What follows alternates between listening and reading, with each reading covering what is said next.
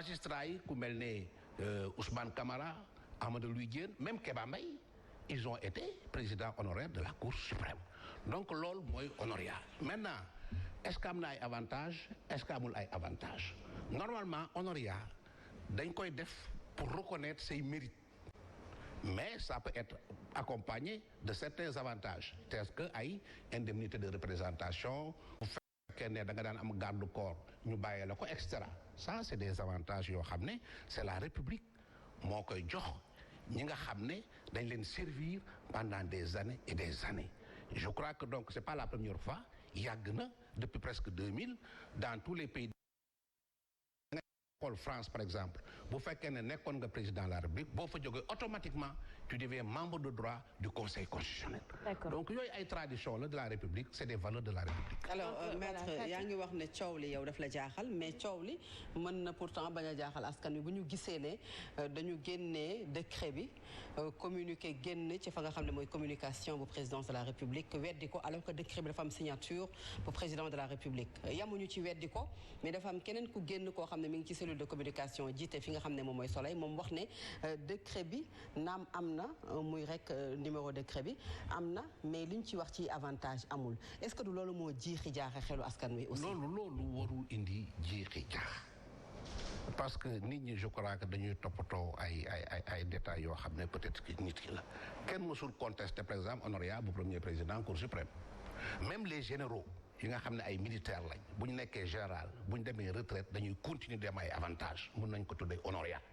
peut-être que xëy na ki nga xam ne moom lañ ko jagleel peut-être que c'est une femme politique xëy na moo tax mu indi coow. contexte bi nga xamante ne contexte bi am na ñoo xam ne dañuy bénéficier wu honoraire te duñ def politique muy ay magistrats muy ay ancien président de la République muy ay militaires coow du am mais je crois que man li ma gis ci décret yi je crois gis naa ñetti décret yu génn. am na benn décret bu njëkk a génn. ban lañ ciy gëm maître. bon man bi ma gëm man en tout cas man je suis un républicain. Je suis un citoyen de la République. man li may gëm mooy li officiel.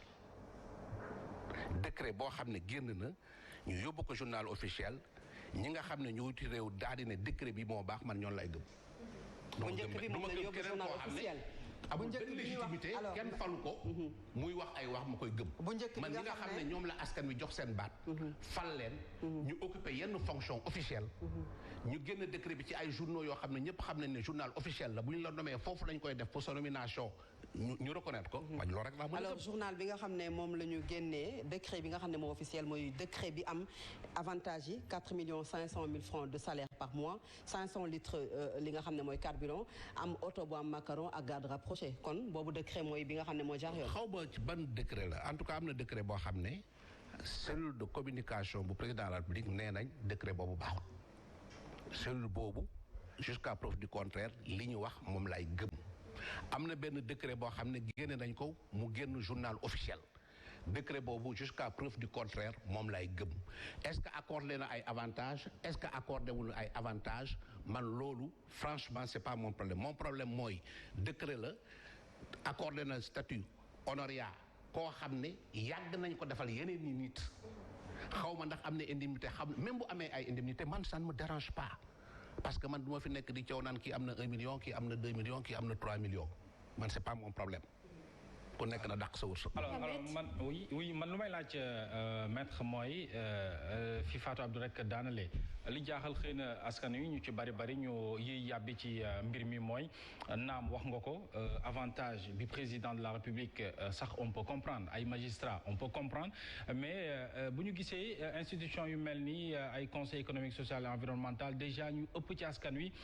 dañuy wax ne ay institution budgétivore li ñuy lekk ci xaalis te seenu njariñ bariwul loolu la ñu gis alors jël xaalis bi nu toll bu dee décret bi am naam amul lu toll ci 4 500 000 di ko jox ki jiite woon conseil économique social et environnemental ak Fatou Abdou li mu wax ci contexte bi ñu nekk est-ce que tamit nag du doon lu doy waar. d'abord contexte bi ñu nekk c'est pas un contexte boo xam ne dafay suspendre les valeurs de la République ou bien la tradition républicaine nekkoon ci contexte boo xam ne l'État ne fonctionne plus l'État fonctionne normalement ensuite institution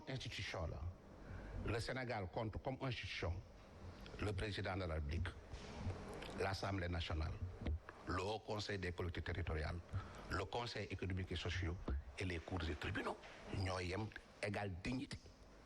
Je ne peux pas comprendre nga ne telle institution am na droit à temps beneen institution amul droit à temps.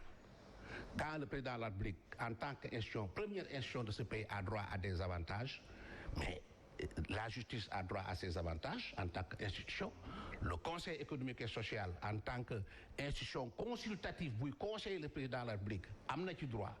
Le Haut Conseil des collectivités territoriales qui conseille le président de la République en matière de décentralisation et d'aménagement du territoire am nañ ci droit. Nous sommes des républicains. Le moment n'est-il pas très mal choisi? Moment boobu laa lay wax dama ne c'est pas parce que dañu nekk ci pandémie ci par exemple maladie bu ñuy wax Covid-19 que on suspend la tradition et les valeurs de la République. mais dañu nekk maître ci crise sanitaire boo xam ne dafa laal suñu économie bu baax et au moment où des Sénégalais ñoom ñooy cotiser pour nga xamante ni conséquences yi mën a tukkee ci pandémie bi ñu mën ko xëy na wàññi bu baax parce que duñu ko mën defar à 100% ci moment boobu la ñu choisir pour benn nit ñu jël alal boobu yëpp jox ko. C'est frustrant voire même inadmissible. takku na nag 4,5 millions moom. par mois man mii nga xamante ne xaw ma 4 millions la xaw ma 2 millions la. Mais je crois que c'est comme ça que fonctionne la République. République dafa am nu muy fonctionner. ñi ma la wax ne bénéficié wu nañ ci honoria muy ancien magistrat n'est-ce pas di ancien militaire di ancien président de constitution. Le président Famara. yooyu est-ce que ça se passe comme ça est-ce que amul procédure boo xam ne dañ ko war a respecter. Pardon, c'est la même procédure. Le président Famara Ibrahima Sagna était président du Conseil économique et social. Il bénéficiait de l'honoria. C'est-à-dire que c'est pas aujourd'hui parce que la République fonctionne bu nit ñaa ngi liggéey bu weer dee dañ leen di fay conseil des ministres mu ngi réunir di nommer ay nit di wàcce ay nit pourquoi pas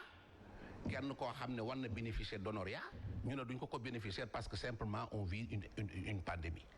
Je crois que c'est pas une raison. Je dis que la République continue à fonctionner quelles que soient les circonstances.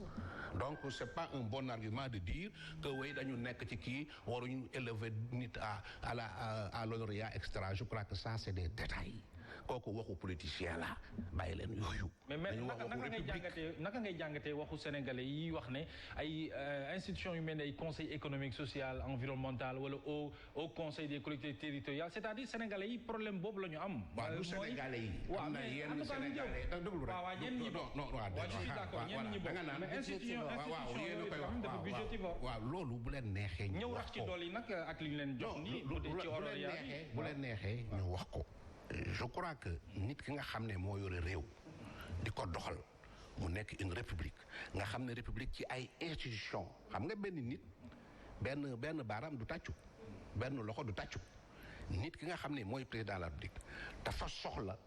reposer wu ci ay institution pour doxal réew mi wax naa ko léegi ne réew mi ci juróomi institution bancaas la tëkku muy assemblée nationale mënoo doxal réew ci amul député mënoo doxal réew ci amul ñu lay conseil yoo xam ne ay institution lañ ñi nga xam ne dañuy réfléchir ci wàllu koom-koom ci wàllu social mu mel ne conseil économique et social président de la République daf koy soxla dañ koy defal ay rapport bu ngeen ko xamee noonu la bu ngeen ko xamul noonu la au conseil des collectivités territoriales dañuy xelal président ci décentralisation ci aménagement du territoire il faut gis nga bu fi amul Sénat am fi bu fi nekkoon président de la République il faut nga am ko bu fekkee nag am na ay Sénégal yoo xam ne xamuñ seen njëriñ xamuñ pour lan la ñu koy wax kooku seen wax la. alors bu weesoo Sénégalais yooyu lu la neex xalaat bu la neexee nga xalaat ne institution yooyu baaxul mais ki nga xam ne moom la ñuy xalaat réew mi nga xam ne dafay dox nga xam ne dans tous les pays du monde am na sax ay fédération yoo xam ne différentes assemblées nationales ñooy daje am na assemblée nationale CEDEAO. bu la neexee nga ne député waru fi am bu la neexee nga ne conseil économique social am na dans tous les pays africains am na. au conseil justice. pareil maître maa ngi la doon wax tout à l'heure bu fekkee yéen da ngeen xalaat waxu procédure réew mën nañ ko doxal sans institution kooku seen xalaat d'accord maa ngi la doon wax tout à l'heure waxu procédure ñenn ñi jàpp ne que c'est illégal ba ñu jël dogal même que ñoom bu jaree dinañu dem ba kanamu cour suprême lan nañ fa mën jëlee. waaw man képp koo xam ne man nit yoon la képp koo xam ne citoyen nga gis loolu naqari ci réew mi nga ne da ngay dem justice nga joytu ko fa ànd na ak yow loolu mooy démocratie loolu mooy citoyen. Un citoyen bu gisee loo xam ne d'accord ci réew dafay dem justice mooy joytu ko fa mais nag lu légal ak lu égal du citoyen boo koy wax lu légal ak lu légalul justice moo koy wax comme ñoom xalaat nañ ne légalu nañ dem justice bu justice nee nag c'est illégal ñëpp dañ ci war a d'accord ne c'est illégal bu nee légal na aussi ñëpp war a d'accord ne légal na. alors décret bi 2020-964 moom la ñu wax ne moom mooy décret bu baax bi te amul avantage loolu ki ko xamle moom mooy Yakham Mbaye daanaka fan yii yëpp ñu ngi koy wax ci ëttu taskatu xibaar yi li jaaxal nit ñi mooy génnagul décret boobu muy wax ci journal officiel est-ce que dafa war a am délai pour génn journal officiel wala jarul délai pour que décret bi mën a génn ci journal officiel. waaw xam nga décret moom mooy sañ-sañ boo xam ne président de la république moo ko jëlal dogal ko boppam ci domaine am li ñuy wax domaine réglementaire xam nga dafa am décret am loi dafa am matière yoo xam ne président de la république amul ci benn sañ-sañ assemblée nationale rek moo ci am sañ-sañ dañ koy wotee loi la dañ koy promulguer mais président moo koy promulguer décret mooy sañ-sañ boo xam ne président de la république moo am sañ-sañ jot dogal ko décret mun na concerner nit yow Fatou Abdoulaye benn nit kooku la ñuy wax acte réglementaire individuel kooku même buñ ko publier wul journal officiel dañ la ko wala notifier wax la ko buñ la ko waxee rek notifier rek ça devient exécutoire mais bu fekkee ne décret boo xam ne dogal la boo xam ne askan wi yëpp lay concerné dañ koy publier au journal officiel. bu boobaa nag ku mu neex nga attaqué ko bu fekkee ne d'accord ci dem Cour suprême. dafa am délai wala amul délai. buñ ko publier buñ ko jëlee amul délai pour publier ko mais buñ ko publier am na délai de 2 mois yoo xam ne ku ko bëgg a attaquer dina ko attaquer. alors dañu gis ne conseil économique social et environnemental seen article 531 si jëm 52 dañu ci wax ci biir article bi que ne lépp loo xam ne dañu ko bëgg a jox comme ni ñu ko waxee honorariat ci président au conseil collectivité maanaam conseil économique social et environnemental dafa war a am li nga xam ne moom mooy avalu assemblée plénière bi et que yaa ngi wax ne c'est le président de la république am na sañ-sañu jël décret sans mu am avis institution bi te loolu constitutionnaliste yi ñu bari dañu ci werante lan lañ ci mën a jàpp concrètement. xam nga gis nga honoraria li ma la ko waxee soxlu sax texte principe bi mooy c'est une tradition républicaine c'est des valeurs républicaines qu'on met en exergue bu fekkee nag ne conseil économique et social décret président de la République moo sut ci la hiérarchie des normes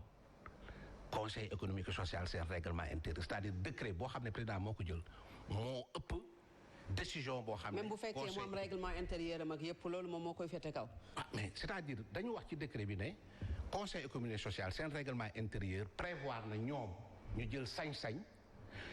nommer seen ancien président honoré mais bu boobaa président de la République moo koy wéyal. c'est-à-dire que ñoom dañuy exprimer la volonté. président de la République daal di ko valider donc président de la République bu ko neexee mu jël ko. d'accord su ko neexee mu valider ko sans pour autant mu jaar foofu loolu nga bëgg a wax. bu ko neexee mu jël ko. Mohamed comme mooy ndeyu bi léegi kay. yow boo jëlee sax moom moo koy wéyal bu ko neexee mu jël ko moom directement. mais maître li ma jaaxal yow li nga fi tàmbali yëpp wax ci avantage yi nekk ci honoraria Yakham Mbaye ne décret bi nga xam si moom moo officiel te moo baax amul benn avantage loolu est-ce que amul contradiction waaw je crois lire na bi ma liiree décret bi nga xam ne moom la ñu wax ne mooy officiel je crois que décret boobu moo reposé wu ci li nga xam ne mooy fondement honoraria maa ngi la koy wax léegi fondement honoraria c'est un fondement moral c'est-à-dire que dañuy reconnaître nit ki service yi nga xam ne moom la rendre état bi ñu ne ko dem nga retraite mais dañ lay bàyyee titre bi c'est-à-dire président honoraire nga dootoo exercer fonction bi mais titre bi da nga koy am ça veut dire que sur le plan protocolaire bu fekkee ne république bi mu ngi def ay manifestations ak yooyu di nga ci am rang di nga ci maintenant nag yenn avantage pécuniaires yi kooku dafay neex président de la république mu boole ko ci mais c'est pas quelque chose boo xam ne c'est vraiment obligatoire donc loolu mu jël loolu décret boobu ni ma ko liiree franchement c'est l'honoraria c'est le fondement c'est un fondement moral. maanaam cër gi rek lan lay jox. cër gi waaw cër gi. waaw mais matériel bi xëy na parce que dem nañ sax ba ne bu fekkee ne yow da nga par exemple nga retraité magistrat retraité nekkoon président cour suprême ñu jox la honoraria ba pare mu am ci indemnité boo xam ne moo ëpp sa retraite da ngay renoncer sa retraite pour mën a percevoir indemnité ba nga xam ne moom la honoraria jox. kon am naa alors le faux xam nga gis nga république gis nga nit ñi wax nii yëpp dafa lay wax Mohamed gis nga nit ñi di wax nii yëpp. dañu ko ñi ciy wax ñu bëri. ñu ngi woon ci réew bi ñu ngi woon ci ay gouvernement. am na ci nekkoon premier ministre am na ci nekkoon ay ministre. vous parlez d'Abdoul Mbaye. am na ñu bëri na Abdoul Mbaye am na ci Idrissa Seck. am na comment dirais-je Loum et tout ça dama la bëgg wax ne la ñi fi wax yëpp ci réew mi ñu ci bëri exercer nañ fi ay fonctions en tant que ministre ou premier ministre dans la République du Sénégal liñ fiy wax defuñ ko fi woon. mais est-ce que le moment waru leen jaaxal. mais maître ki lañ daan jaaxal. xadi nga baal ma rek. est-ce que le moment n'est pas mal choisi loolu répondre ko. c'est pas mal choisi dama ne. parce que tamit contexte bu ñu nekk. mais nekkul àllaaxira. déedéet ñu ngi dund. dem nañ ba léegi ñu ngi dund sax ak feebar bi et tout ça ñu ngi ñaan yàlla ñu koy gën a allégé ñuy dund di xaar feebar bi jóge fii mais c'est pas parce que il y a la pandémie aujourd'hui qu'on suspend la tradition républicaine les valeurs républicaines. mais est-ce que ingérence bu exécutif bi amul ci domaine yu bari. chaque mercredi